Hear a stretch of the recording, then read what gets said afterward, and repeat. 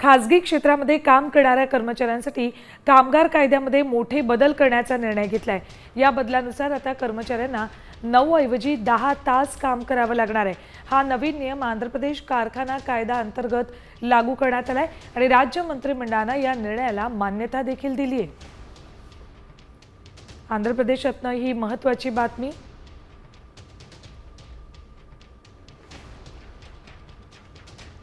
आता 9 ऐवजी तुम्हाला 10 तास काम करावं लागणार आहे आणि त्यातही ब्रेक असेल तो 6 तासांनंतर। सोबतच महिलांनाही नाईट शिफ्ट करावी लागणार आहे। 6 तासांच्या कामानंतर 1 तासाचा ब्रेक दिला जाणार आहे।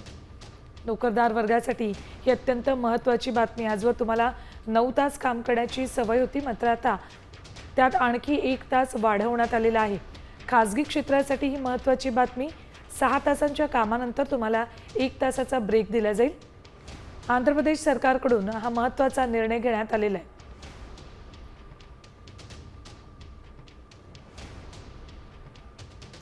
खासगी क्षेत्रातल्या कर्मचाऱ्यांसाठी कामाचे तास 9 वरून 10 करण्यात आलेत।